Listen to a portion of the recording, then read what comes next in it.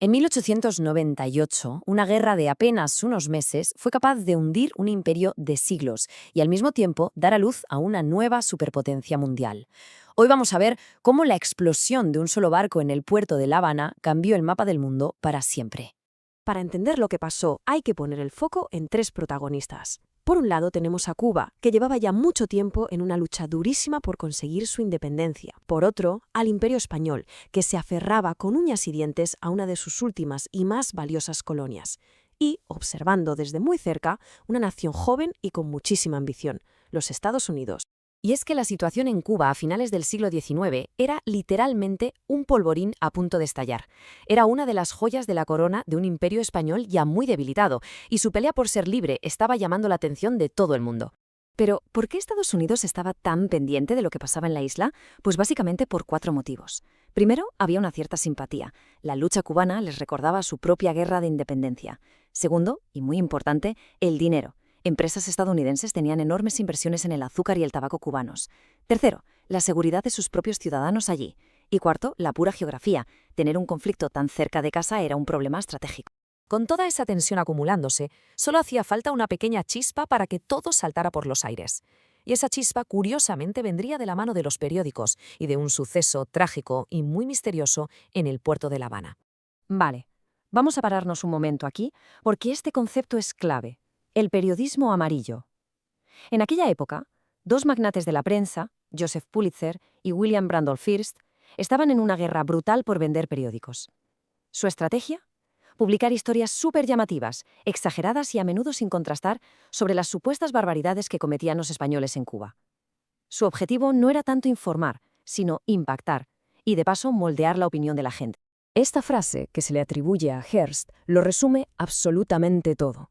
Demuestra hasta qué punto algunos medios no se limitaban a contar lo que pasaba, sino que buscaban activamente crear un ambiente que empujara al país hacia la guerra.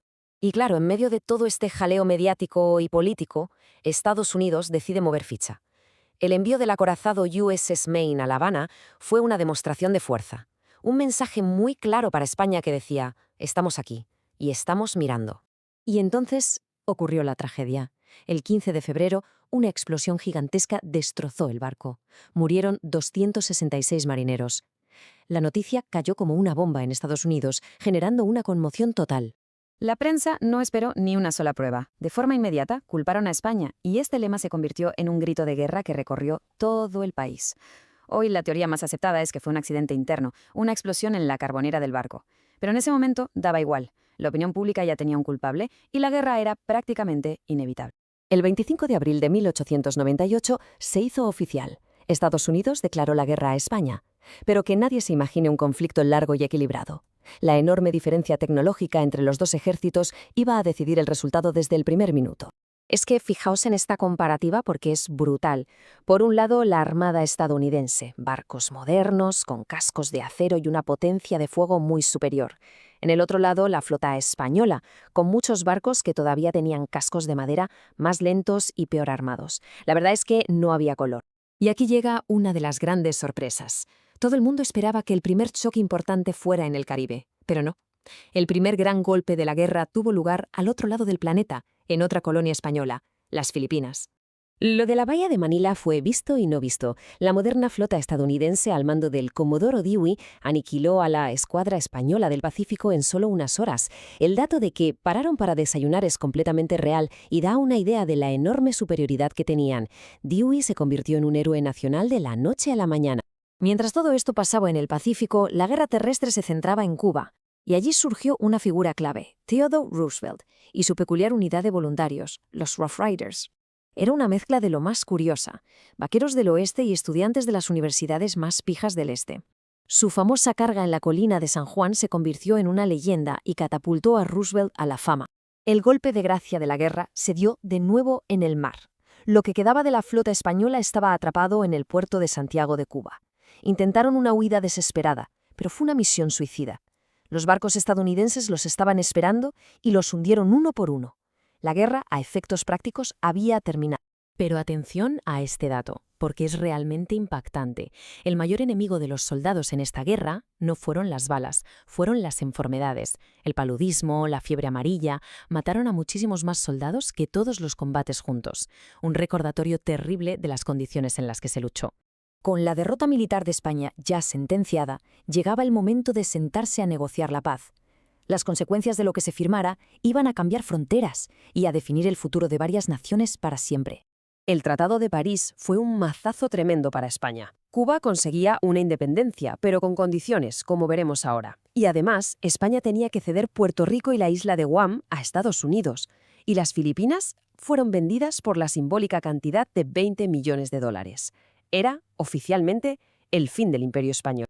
En España el impacto fue brutal. Se conoce como el desastre del 98 y provocó una crisis de identidad nacional enorme. Un grupo de intelectuales, la generación del 98, empezó a reflexionar sobre las causas de la decadencia del país y a buscar la manera de modernizarlo. Fue un golpe muy, muy duro.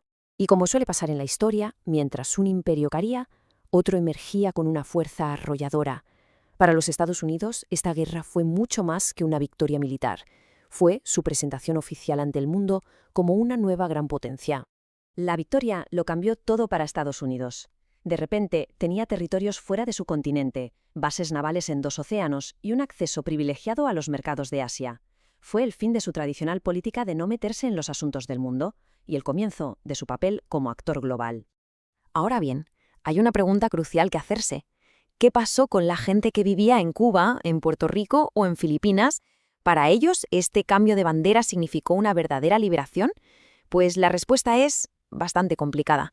Los destinos de Cuba y Filipinas fueron muy diferentes. Cuba, en teoría, consiguió la independencia, pero con una letra pequeña, la Enmienda Platt, una ley que Estados Unidos le obligó a meter en su constitución y que les daba derecho a intervenir militarmente en la isla cuando lo vieran necesario. El caso de Filipinas fue aún más duro. Pasaron de ser colonia española a ser colonia estadounidense. Esto provocó una nueva guerra, esta vez contra sus supuestos liberadores, y no conseguirían ser independientes hasta después de la Segunda Guerra Mundial. Y todo esto nos deja con una pregunta final, una de esas que invitan a reflexionar. Cuando un poder simplemente reemplaza a otro, ¿qué significa de verdad ser libre, ser independiente? La guerra hispano-estadounidense no fue solo una serie de batallas, fue un punto de inflexión que nos obliga a pensar sobre el poder, los imperios y el verdadero significado de la libertad.